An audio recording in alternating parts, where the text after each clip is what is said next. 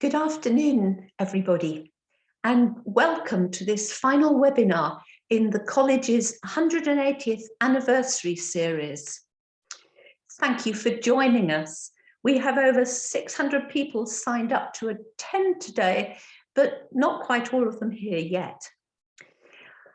Today, we're going to consider how current psychiatric practice will be seen in the future. We have two speakers, Professor Anne Harrington and Professor Matthew Broome, and I'm Claire Hilton, historian in residence at the college. A few housekeeping points. Please use the Q&A panel at the bottom of your screen to submit your questions. There will be time for Q&A once both speakers have finished their presentations. If you have any technical difficulties, then message staff in the chat box. Please tweet throughout the event using hashtag #RCPsychLive. You can also tag @RCPsych. The webinar is being recorded and the recording will be available to watch on the college website from next week. Certificates of attendance will be sent out within a week. Now I would like to introduce our keynote speaker. Anne Harrington is the Franklin L. Ford Professor of the History of Science and Director of Undergraduate Studies in the Department of the History of Science at Harvard University. She is primarily a historian of psychiatry in America, and we may want to pick up on the similarities and differences in the two countries later on in the discussion. And she's the author of 4 books, most recently, Mind Fixers, Psychiatry's Troubled Search for the Biology of Mental Illness. Anne is going to speak on what we can learn from history about how current psychiatric practice will be seen in the future. Anne, it's an honor to have you with us. Thank you. Well, thank you very, very much, Claire, and congratulations to all of you on your 180th anniversary. And thank you for the opportunity to attempt such an interesting and provocative assignment, to attempt to reflect on how the future might assess our current moment. I'm going to start by sharing my slides.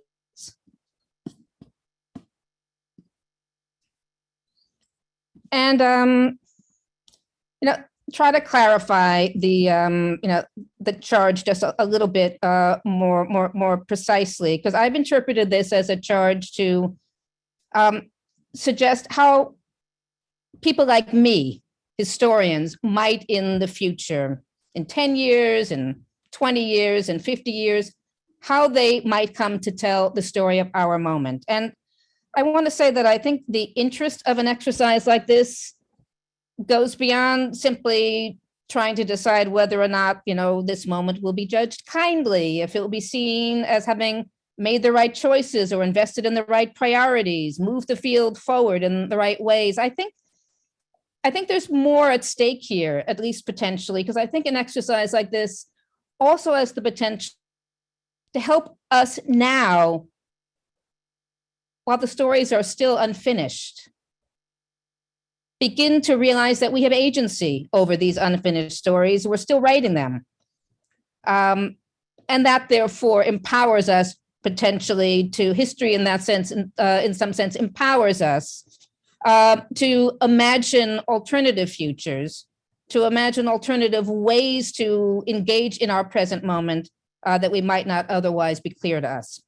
So I'd like to report back from the future on just 3 stories, and we'll see what we think, and I look forward to the discussion. So every story needs a title. I call the first story I'd like to share with you A Time of Upheaval. And this will be psychiatry's pandemic story. I think it's a story that in the future is going to be told as having been a moment of profound disruption, to status quo mental health care routines and practices. And more particularly, I predict that the pandemic is going to end up not just disrupting the work of the field in the moment, but also altering the field's priorities longer term. And particularly, and here I'm probably, or at least, I'm talking from my knowledge of the US context. In the US, at least, I think it could have the effect of redirecting attention and resources to the psychosocial, psychotherapeutic, and social science research arms of the field, which in my country have been relatively starved for resources during the past decades, during a time when so much attention instead has been focused on advancing research grounded in neuroscience, in genetics, in biochemistry, and so on. And I predict that this pandemic-inspired redirection of resources is going to happen. It's quite simply because most of the mental health challenges of COVID are not going to have seen first and foremost as having been challenges caused by disease. They are going to be understood as mental health challenges that are mostly psychosocial. They're going to involve trauma, burnout, deferred grief, profound anxiety, insomnia, isolation, depression, substance abuse brought on by disruptions to family life, livelihood, multiple deaths, inadequate opportunities to grieve those deaths, to say goodbye. And therefore, one of the things I believe we're going to see when the history of this moment is told is how a virus helped to catalyze a new renaissance of concern in the social causes of mental distress and psychotherapeutic approaches to mental health care, perhaps augmented, of course, with pharmaceutical support. And increasing the likelihood of this happening, I think, is the fact that when the pandemic first hit, it was the non-medically trained psychotherapists, psychologists, social workers, and counselors who stepped up the most, who to a first approximation acted as the frontline workers in this pandemic. And I think one interesting possible outcome of this phenomenon might be a move by this cohort of workers to improve their status in the mental health field, to have their importance as clinicians better recognized, and the tools of psychotherapy that they wield given more respect, given more status. We may well see some calls to flatten some of the current hierarchies in the mental health field, which tends to assume, certainly in the US, that practices like counseling are lower status work, that are mere adjuncts to the more central, more medically minded work of psychiatric care. I also think that these potential calls for a partial redrawing of power relations within the mental health care field will go further. And I think this because I think that the story of upheaval experienced by psychiatry during the pandemic years is also going to focus on the ways that the field was challenged, arguably for the first time, to finally address deep inequities in mental health care delivery, and especially the persistence of systematic racism in its own systems and practices. My guess is that future historians are likely to be interested in the difficulties that many of the first generation of even well-meaning leaders had in responding to this call. They'll talk about the ways that this leadership had largely not been trained to think about these issues, and the fact that most of them had no personal experience of it. I think some future historians will likely be struck at the extent to which some of the early efforts, such as you see up here, a slide of the abstract of the 2020 meeting of the APA, the American Psychiatric Association, shows, they'll be struck at the extent to which some of these efforts to launch a project of finding equity will act as if it wasn't going to require any significant pivot, but somehow instead just be integrated, grafted onto the conventional long-standing medical research mission of seeking advances of mind and brain. And I think that therefore the future history of this moment is likely to be one of growing restlessness, with such tentative, maybe even performative responses may be well meant, but maybe not adequate, and therefore calls for new kinds of leadership that for a while at least will be less focused on the conventional medical mission and more focused on a social and political mission of structural reform. But even as I predict these kinds of things are likely to be told, I also think that future historians are going to notice a different kind of challenge to the traditional medical-minded arm of the field. They're going to be talking about the rising numbers of cases of patients who survived COVID only to find themselves suffering from a wide range of persistent and puzzling psychiatric disorders. And they're going to talk about the fact that for a generation that has been trained to mostly study biological processes that happen above the neck, that these new patients are going to represent a new and urgent biological puzzle.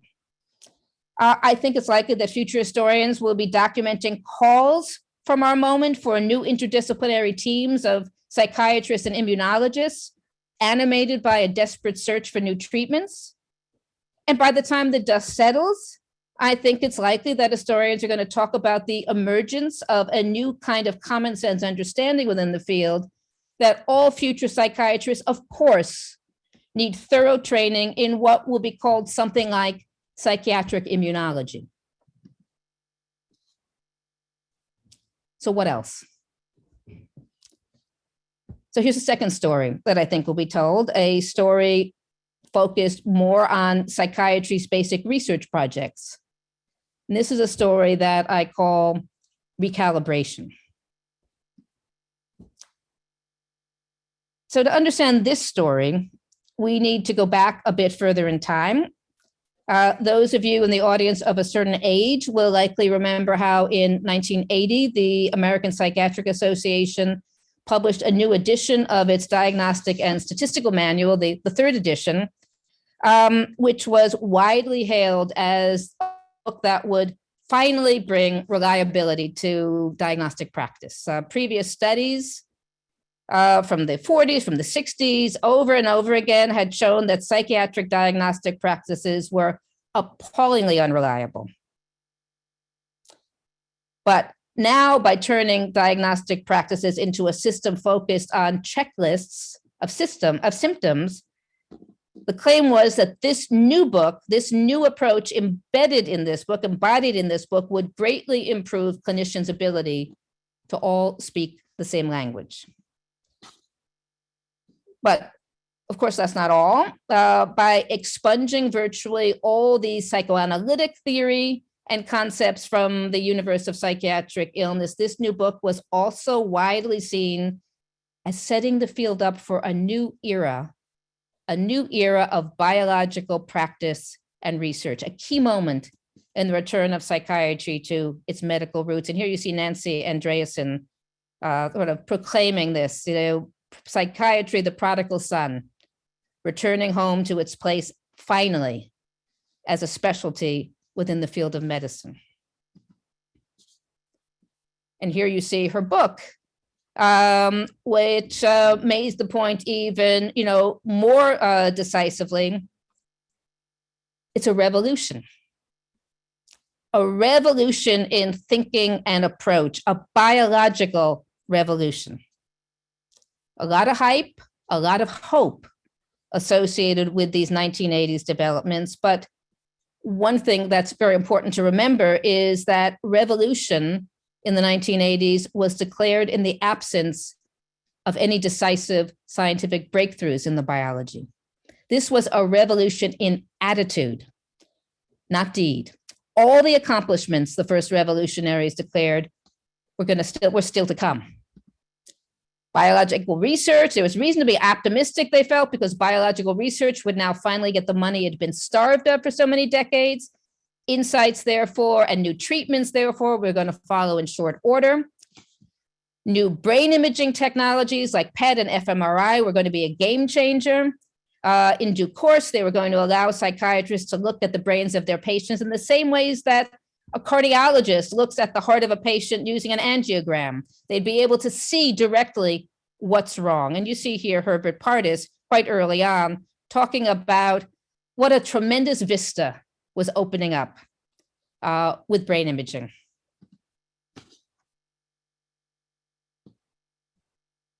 The outcome, though, turned out to be more complicated, more sobering.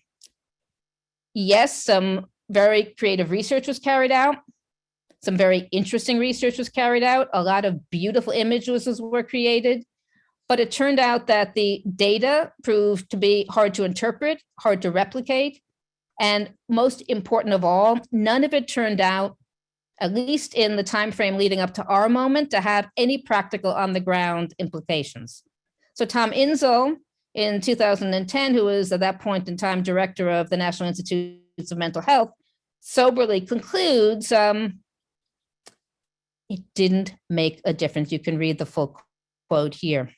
It didn't bring about a difference in the clinical measures that we would be looking to see as evidence that we've had an impact on clinical outcomes.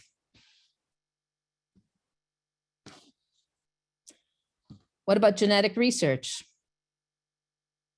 in this period from the 80s to our own moment? Well, in the 1980s, late 1980s, it briefly looked like genetics had notched up a decisive victory when the claim was made that a certain segment of DNA on a particular chromosome was found in some 80% of people suffering from manic depression, at least in a particular community of Amish people where the work had been carried out. But that turned out to be a false lead. And the original hope that there would be a bipolar gene that one could find was subsequently deemed to have been naive. It gave way to a hunt for multiple genes. You can see here I've got a series of newspaper articles from 1987 to 2021 showing the constant recalibration of what the task was, from the vision in the late 80s that there would be a gene, to the idea that no, we need to hunt for multiple sites of manic depressive genes, to the recognition that actually genetic risk factors might be shared across disorders, to the conclusion in this 2021 article that there may be as many as 64 genes associated with this disorder, and it was all going to be very complicated. And as some of my colleagues who work in this field have told me, that it could be not years, but decades before any of this work yields practical results for patients. Well, what about drug treatments? Here again, original high hopes. We're going to have to be tempered, historians will say in the future, by a failure for decades to really deliver on the hype, on the promises. And to understand this part of the recalibration story, I need to remind you that all the basic categories of psychiatric drugs that were still used in the 1980s and are still used in our own moment were first discovered and brought onto the market in the 1950s.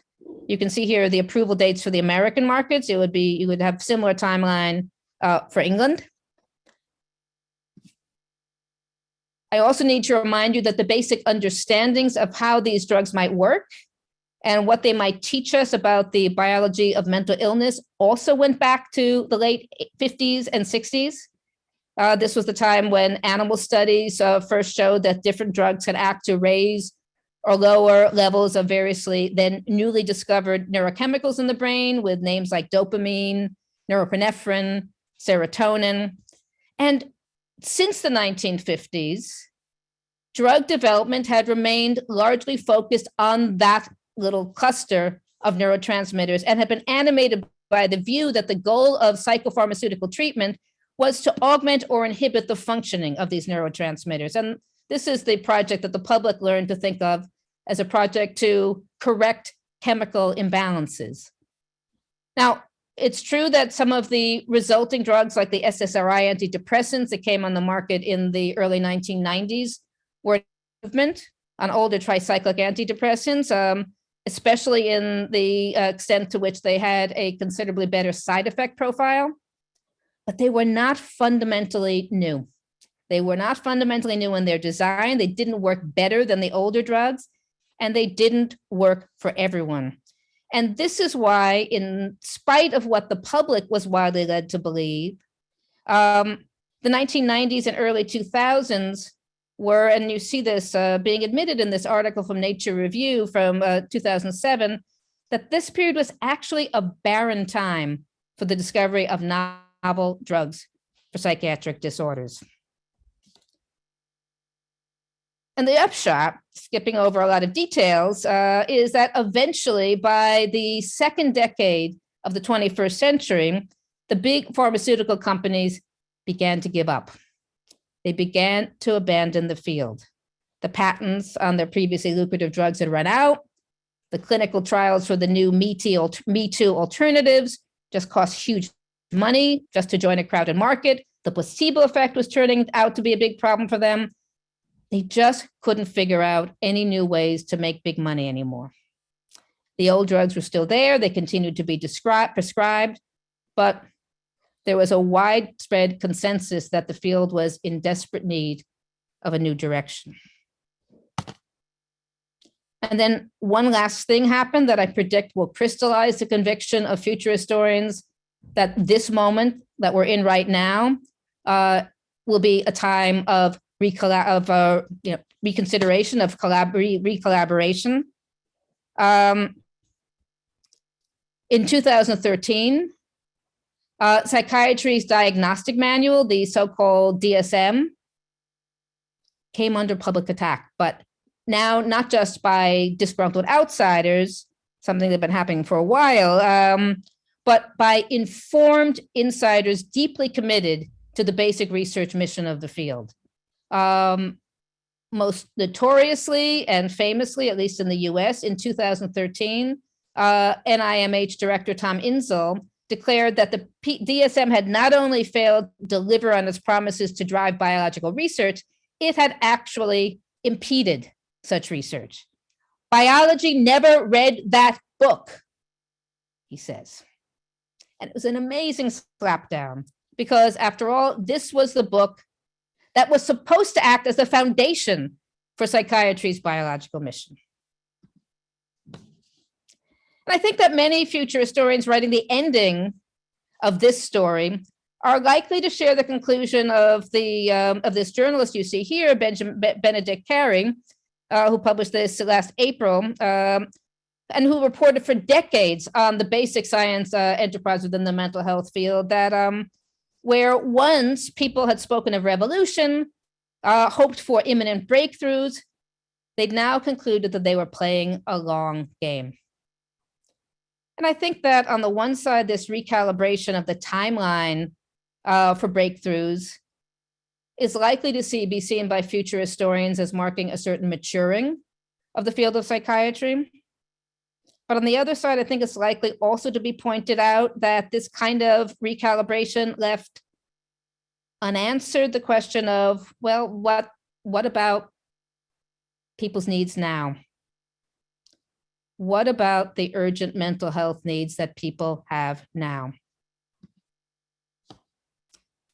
I want to just wrap up this second story by inviting you to listen to 2 or 3 of the voices of various people who lived through it.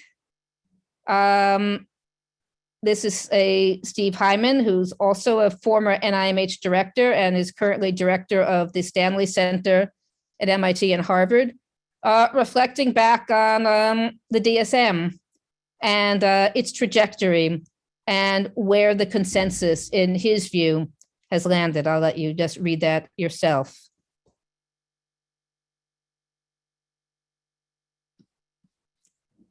And here's David Dunham, very prominent researcher in the US on mood disorders,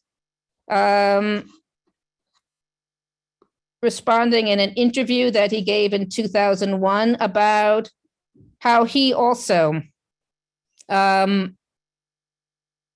hoped for a different kind of trajectory, a different kind of outcome by the time he would have reached this stage in his career. And how disappointed he is, and how he knows the kinds of breakthroughs, the kinds of unpacking of the puzzle are likely still years in the future. And finally, again, Tom Insel, now reflecting some years later in 2017, after he had actually resigned from the NIMH, having concluded that it wasn't helping patients quickly enough, that he'd spent some $20 billion during his time at the NIMH. And although the science might have been on many measures fascinating and important, it didn't, the gap between the science and the urgent mental health needs of people in the moment was too great.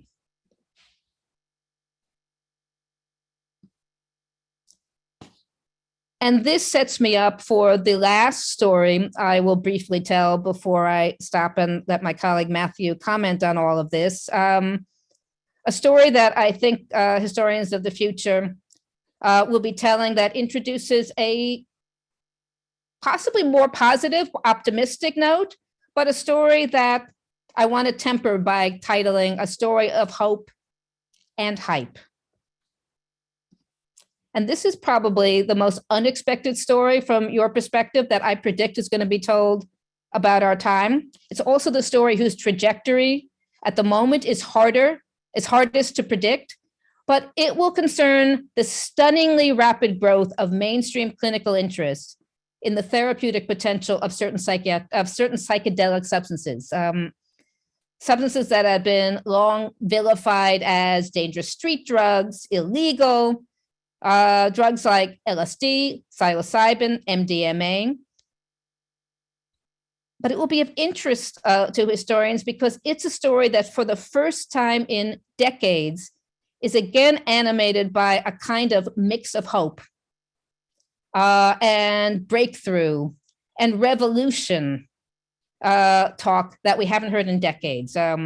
You see here in this article, we're speaking about a psychedelic revolution now, but sometimes you see articles and speakers use the language not of revolution, but of renaissance to underscore the sense that this is a story not of just of discovery, but of rediscovery. And I think that future historians who are trying to make sense of this moment in our history are going to see it in part as a pragmatic response to the decades-long failure of the conventional psychopharmaceutical industry to deliver on their promises, on people's hopes and needs, that people therefore were willing to take a look at substances whose psychotherapeutic potential had previously been known, but of which the field had lost sight because, or so people will say, of the moral panic of the 1970s and beyond, which unfairly framed these substances as just substances of abuse, no medical value. It was time to take a second look, people will say. And I think that as historians track the new hopefulness around these new substances, they're also likely to find interest in the ways that the slogans and images on the websites of companies who are seeking to market these substances were all working together to underscore a message that this is also a new day for pharma, that pharma is back, but it's no longer big and bureaucratic. It's now nimble, it's young, it's thinking differently, it's redefining the field, embarking on breakthrough mental healing. These are all screenshots from various websites that you can look up yourself online, some of the companies. Looking beyond all the hope and hype, I do think that future historians are likely to tell a more complex and sober story about the developments. They're likely to talk, for example, about ways that stakeholders involved in this effort largely underestimated just how unruly the substances were going to be for the field. How do you do a clinical trial to test the efficacy of a drug that you don't just take and wait to feel better, but that you have to take in order to have an experience? a trip? Is this psychotherapy? Is this pharmacology? How do you isolate the active agent? What's the medicine here? They're also going to unpack the ways that it became a story that played out not just in clinics, but on the stock market, in the boardrooms, that was being driven by people focused less on the patients and more on the profits. And they're almost certainly going to talk about something else, how the effort to mainstream psychedelics needs to be understood as part of a larger political story. The growing unstable backlash, something we're seeing both in the US and the UK against the longstanding criminalization of recreational drug use. So they're going to work to unpack ways that the mainstreaming of psychedelics both benefited from that backlash and contributed to it. So there's obviously, across these three stories, a great deal we can say about the interconnections between them. I hope we might have a chance to talk about that. I think we're also going to talk about the similarities and differences between the largely US-centered narratives that I've laid out for you this afternoon and how things are playing out in the UK. I'll just end by saying one final thing, that I do think that future historians, as they take stock of our current moment in general, are going to be struck by just how much was in transition, just how many certainties were up in the air, and therefore just how much opportunity there was for stakeholders living in that moment to shape a better future. And whether you think that having some sense of your own place in history can be helpful to shaping that better future, well, that's a question that only all of you can answer, and I look forward to the discussion. Thank you very much. Thank you so much, Anne. That was very thoughtful, very provoking, and I like your final comment, almost final, about the balance between uncertainty and opportunity, if we're going to look to the future. But now I'm going to hand over to Matthew. Professor Matthew Broome is a professor of psychiatry and youth mental health and director of the Institute for Mental Health at the University of Birmingham. So welcome, Matthew. And Anne and Matthew have decided that they would like to do this part of the webinar as a bit of a dialogue. So for the moment, all three of us are on screen. Matthew. Thank you, Claire, and many thanks to Anne for her marvellous talk. And I was really delighted the Royal College invited you to speak to us, Anne. It's a great honour having you, and I was very pleased to be invited to offer an initial response. So as Claire said, I'll make some initial comments, which would be great for you to respond to, Anne, and then hopefully can open the floor to wider colleagues to field their questions via Claire. So as we discussed, really, I was where I've been reading your excellent book, Mind Fixers, and hearing your talk tonight and reflecting on how psychiatry has changed in my 20 years of practice and how British psychiatry may in turn differ from that in the US. I think there's a strong parallel in both countries, which you've, I think, alluded to, which is the optimism of biological psychiatry in the 1980s and indeed into the 2010s has not really been borne out in either country. I think I mentioned to you, there's a joke I was told when I started psychiatry that everyone starts out as a biological psychiatrist but ends up as a social psychiatrist. You said that, yes. I think this seems to mirror what our recent history, and indeed, you quoted Thomas Insull. The investment in biological research, both in the UK and the US, has yet to lead to any marked practical benefits to help those with mental health problems.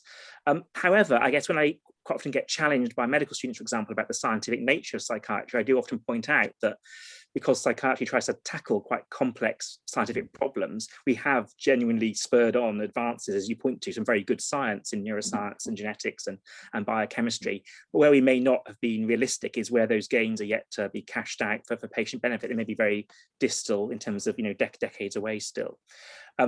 What has happened, I think, in the shift in the last 10, 20 years is that people are really aware now that problems in mental health are more complex than we initially initially thought, and your colleague who worked on bipolar genetics alluded to that. And the answers are not going to come from one discipline. And indeed, we see that in the UK, that Wellcome and the UK research institution, UKRI, are funding things differently, looking for more interdisciplinary research and encouraging collaboration between biology, psychology, and social sciences to try and address this real complexity, and indeed including humanities too. So I think there's a sort of slight shift in the funding landscape and a kind of awareness that perhaps you were a bit too oversimplistic in our thoughts. However, despite that, I still believe psychiatry does a lot of good for those with mental health problems. And I try to think in my 20 years of practice where those might be. Although I've not seen these neuroscientifically driven advances I'd hoped for, there are some possible areas. One I'd point to is greater patient and care involvement and co-production, and how that's maybe changed services and improved services. I'd also point to some practical changes in service development. And again, from my area of work, particularly innovations like early intervention for psychosis and crisis resolution home treatment services, which can be very important in terms of how you deliver care to people. But coupled with this, it's not always a great story. I'm also aware in my career there's perhaps been a disinvestment in inpatient care. It's harder to get people admitted. And I think more people are admitted now into the Mental Health Act than were when I was starting psychiatry. Most wards are now full of people who are detained rather than being in the minority. The other thing that struck me is the role of evidence-based medicine and prescribing guidelines, which sounds very mundane. But I'm aware that when I was a trainee, the first NICE guidelines were published for dementia, and I had one of the very first editions, the Maudsley prescribing guidelines. And I assume those kind of innovations in themselves may have curtailed or constrained some outliers in clinical practice, improve prescribing perhaps, and ultimately improve patient care. Mm-hmm. But one point you make in your book, which is excellent, I think, is how evidence-based medicine is great, but as the evidence gets stronger or larger, sometimes our effect sizes get smaller. And one of the things I've noticed, again, when I've piled up these various prescribing guidelines over the years, things that worked in terms of evidence in the early 2000s no longer have any evidence. So evidence-based sometimes shows that there's less effectiveness in some of our treatments, which can be disheartening. And this is coupled with, as you said, the pharmaceutical industry's partial withdrawal from psychiatry, and people are looking elsewhere for new treatments.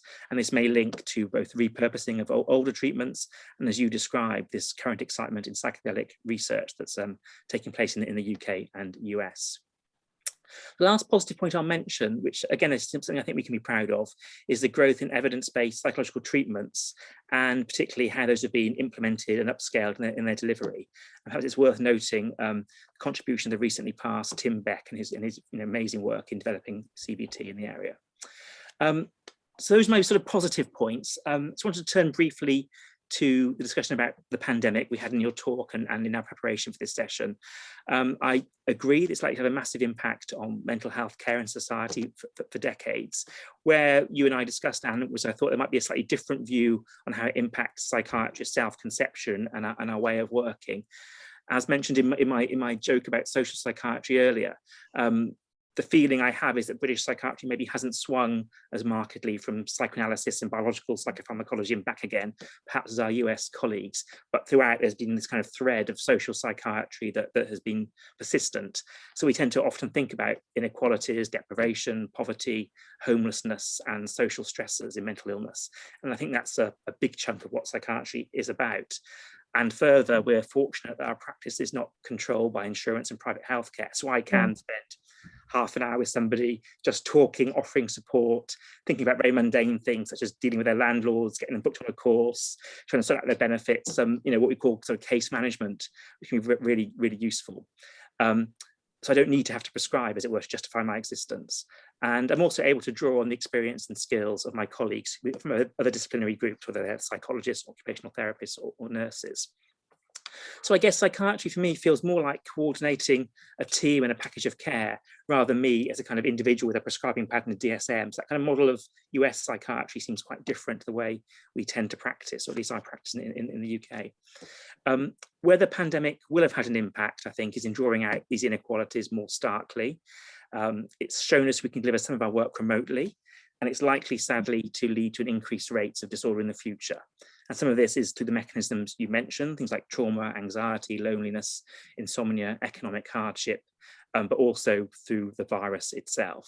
And I do hope that your analysis is correct, and that this crisis we're going through now will also direct more research into psychosocial risk factors and interventions. The other thing I wanted to pick up on is your comment about immunopsychiatry, which is one I also agree with, and I think that's a very exciting area for psychiatry. I'm very proud that we in Birmingham are part of this with the work of my colleague Rachel Upthegrove. We're also part of some of the work with the National COVID CNS study, where we're looking at the neurological and psychiatric sequelae of COVID-19. And already in these early stages, we can begin to see some kind of demarcation between when strokes occur and also where psychiatric complications occur, and where the latter may be more due to post-infectious or autoimmune mechanisms. My final reflection I wanted to make is about our friend Nancy Andreasen, who occupies a fair bit of my mind sometimes, for a few reasons. So as a junior researcher, I learned how to interview using the SAPS and SANS, which is a measure to assess symptoms of schizophrenia, from very old crackly VHS recordings of Andreasen. And subsequently, I was delighted to invite her to an early conference on phenomenology we hosted at the Maudsley Philosophy Group. And at this conference, Andreasen gave her paper, which I think you mentioned in your book, DSM and the Death of Phenomenology in America. And here, Andreasen expresses her concerns about the hegemony of the DSM and how it limited training and psychopathology thinking in the US. And as you say, Andreasen had previously authored The Broken Brain and seen biological practice as a return of psychiatry to its medical roots. This is one I struggle a bit, really, this link between medicine and biology as being straightforward. I've never seen medicine and psychiatry as just applied biology. I think psychiatrists, as well as other medics, have to think about genetics and neuroscience, but also ethics and social science, epidemiology and psychotherapy. And I'd end by, I think, agreeing with you, actually, is that we have to be more ambitious, ask more of ourselves, and have the courage and humility in our practice and research to bring these different disciplines together to address the real complexity of mental illness. Oversimplifying the problems has not helped our patients, and as you point out in your book, it may also have harmed our professional reputation by making over-exaggerated claims. I think Edward Shorter, your colleague, in his History of Psychiatry, I think from 99 or 97, refers to the end of the second biological psychiatry, this period you detail so well. We come to the end of this, it comes uncertainty, but also we can see this, perhaps there's some freedom and a return to what, Jaspers and his call for pluralism and ecumenicism as we move forward. And I guess I would ask us to keep the whole person in mind and remember to draw on the full range of our conceptual resources and thinking about psychiatry for the future. Thank you very much, Anne, for your great contribution to the college. Well, thank you so much, Matthew. So I think that you said so much. I'll just say one response. First of all, I do think maybe we can agree that the 1980s is over. And, and that, and I do think that's kind of there is a kind of coming of age, a maturing that is positive about recalibrating in the light of the kind of end game of the 1980s project. That said, in terms of, I'm very interested, Matthew, in the suggestion you make that in the UK, everyone thinks in terms of multidisciplinary teams. And I'm curious whether or not that's also how research thinks. Do you have multidisciplinary teams of clinicians and caseworkers? But when you think about pushing the field forward, I'm curious as to whether or not there's a similar whole person approach. And I'll tell you what's in the back of my mind. Last fall, about a year ago, I offered a class at Harvard online because everyone was holed up in the pandemic and scattered and depressed and anxious. And so I created a pandemic class. It was called Mental Health Matters. And it was an attempt to come to terms with the pressing mental health issues that were being made visible by the pandemic, and to try to understand some of their deeper historical roots. And as one of the things that I did for that class is, because we were on Zoom, I could invite speakers to just pop in, and I was able to persuade the current director of the NIMH to come and talk to us. I'd given a talk there a year ago, so I kind of had a favor that I could. So, but here's what was so interesting about this. The students, having spent weeks talking about all the social issues and all the inequities that were being revealed by the pandemic, when they tried to get the NIMH director to talk about this, he said, these are terrible problems. It's not our job. We are a medical arm, we are an arm of a medical institute. It's not our job to do this. They wanted him to talk about, structural inequities. They wanted him to talk about racism. They wanted him to talk about economic challenges and poverty and the criminalization of addictions. And it's not our job. And so at that moment, everyone was frustrated, and but it was such, as an historian, it was such an interesting and telling moment for me. So I do think there's also a distinction. I mean, we have psychotherapists working alongside pharmaceutical, people who prescribe the drugs, but how do we imagining moving the field forward as a research enterprise? And are we as holistic and are we as multidisciplinary as you feel we are when we are working with patients on the ground? I don't think we are in the States. Are you in the UK? I'll respond quickly, Claire, if that's okay. So I'm aware you've got a few questions to go, but I think It's a challenge, Anne. I think, as I mentioned, the funders are trying to direct research in that way, but as colleagues here on the call will know, interdisciplinary research is jolly hard, and getting a kind of framework of reference to move forward, thinking of different levels of scale and sharing a vocabulary. But I think it's the only way forward, but it is a kind of risky, difficult route through the normal precarious ways of academia, really. So I think it's something we have to do, because what we've done for the last 30 years, as you point out, hasn't worked. And as we need to break down the silos. Yeah. And we need to learn from the best knowledge of all the kinds of experts and professionals. And when I say experts, that would include patients. Yeah. I think a patient-centered future, I don't want to get too off topic, but I do think those kinds of things would be so healthy. I mean, again, I'm not speaking about York, but certainly in our field. Yeah, how can we do that? What does history teach us about how we can break down those silos? And I think another strand, which we've vaguely touched on, you've just mentioned patients, the other big P words, policy and politics, as well as the science, the clinical, the psychosocial. How do we, and you mentioned racism as well. So we've got the cultural and cross-cultural aspects. How do we bring them together?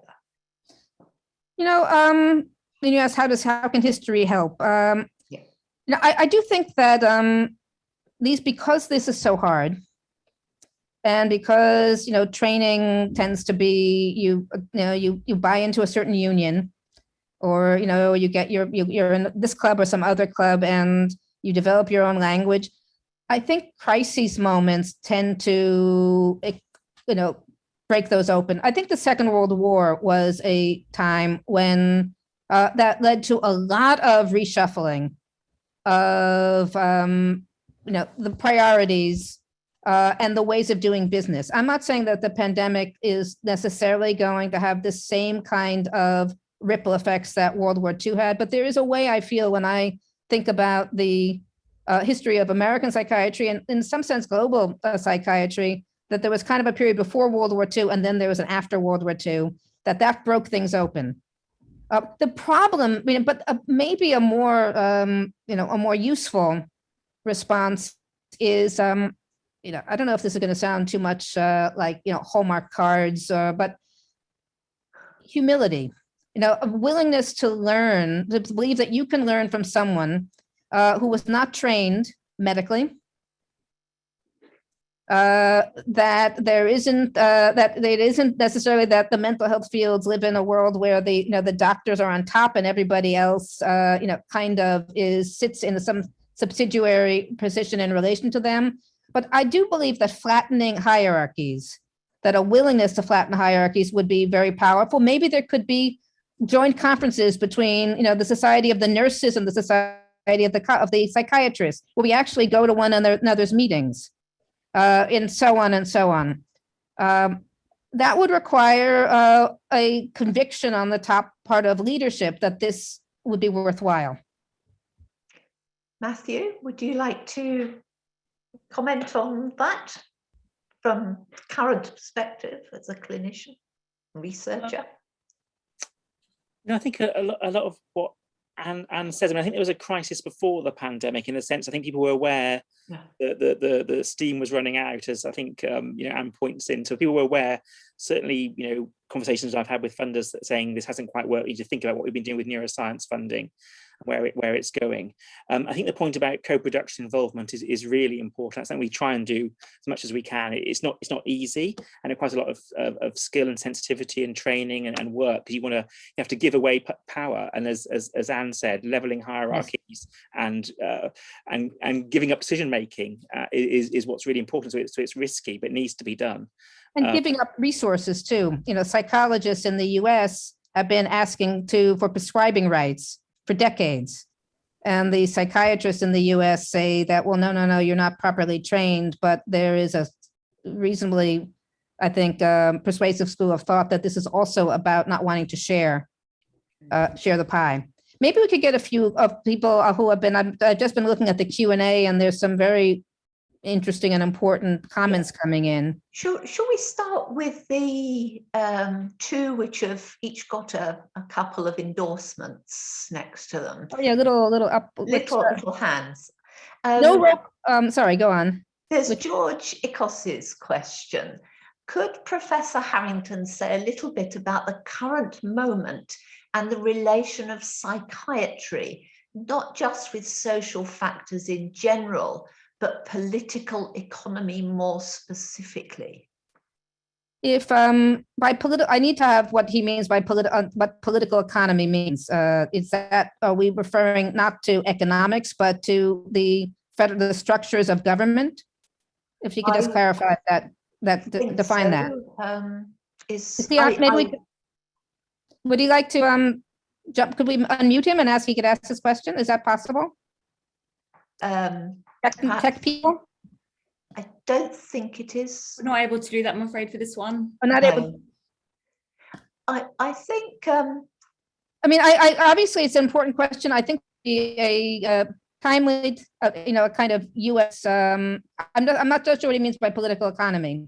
I can certainly talk about how we think about relations between. Sorry, go ahead, Matthew. Sorry, he's clarified structures of economic power. George has popped in the Q&A at the end. Oh, well, that's. I mean, I think. So you mean, for example, the people with the resources, the structure of economic, and I think that so what you need to do is identify who are pulling those, and you need to think about the complex relationship between foundations, like the Wellcome Trust, say in the UK. You need to think about private industry, pharmaceutical companies. You need to think about the federal, the central government and the kinds of choices that they're making. And you need to think about, the interrelations among those, and the extent to which they are, driving alternative agendas. That would be a kind of structurally, how do you unpack that? You do think about, the key entities. And that, of course, that's not an answer to any specific set of issues, but that would be how historians would think about this. Who are the stakeholders? How are they intersecting? And how are they using the resources to push the field?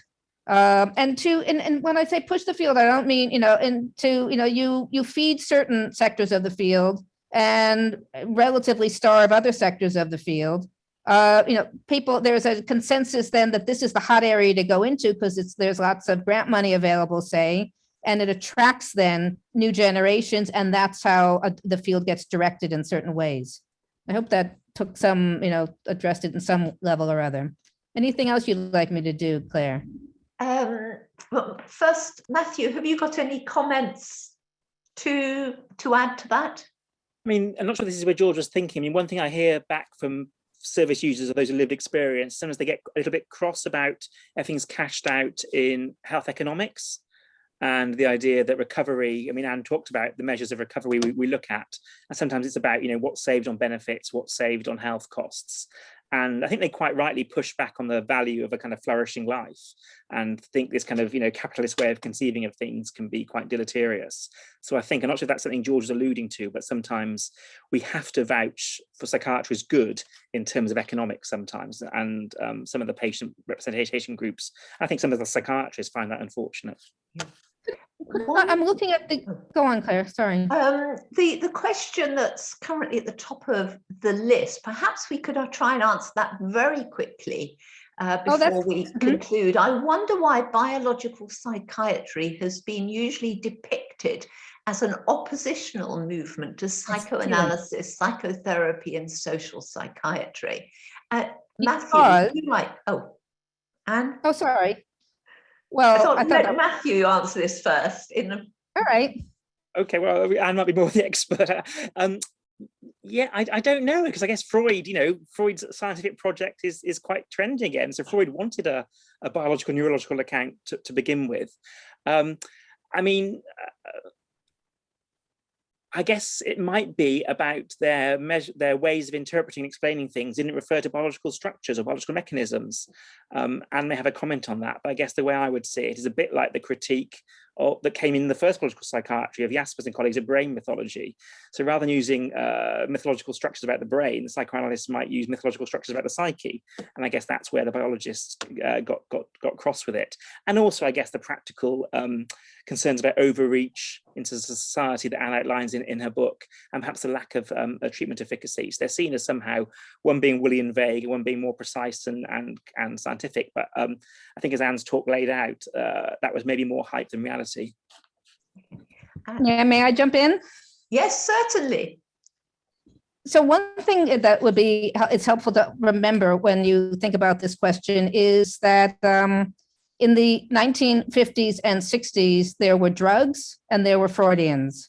And there was laboratory research into neurotransmitters, and there was research into the effects of poverty and urbanicity and so on going on as well. So that and there was it isn't that people it was kumbaya and completely without stressors, but people coexisted. The story of opposition is a narrative, not it's a narrative that was created in no small part by these biological revolutionaries of the 1980s. And you can see it being created. You can see it. There was a series of newspaper articles in the US that actually wins a Pulitzer Prize in the mid-1980s, and it was the inspiration for the title of my book. It was called The Mind Fixers. And it was one of the earliest places where you see these woolly-headed Freudians, these dinosaurs, are finally being ousted by the men in the labs. He does use the word men in the labs, who are through precise scientific methods are going to push the field into a new era. And this becomes also then something that you see in the textbook. You have to learn this story. And then new generations of students then internalize a certain kind of heroes versus villains narrative about the history of their field that then becomes the framework within which they understand their colleagues. And this comes back to what we were talking about listening across the aisles. If you've grown up, come of age in a system that tells you that the folks who do social psychological research or psychotherapy are woolly-headed, why would you ever want to listen to them? So that's my answer. Thank you very mujust. I think we should just draw this to a close. Oh, I'm sorry. There's some wonderful questions. I've read them all. It's been wonderful. I'd just like to bring together a few of the things that I've learned today. We inevitably have to deal with what is bequeathed to us from the past and what's going on at the present.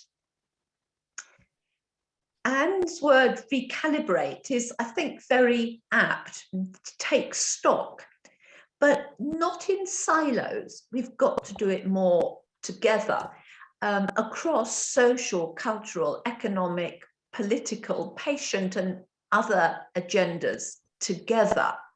And to take a quote from another historian, Professor John Turner, We must avoid the single issue mythologies of psychiatry. That's been circulating a long time amongst historians, but I think it's just as relevant to psychiatrists. But by taking stock, it means, again, as Anne said, we have agency. We can take a hand in producing the next chapter of this history. And how we achieve that is up to us.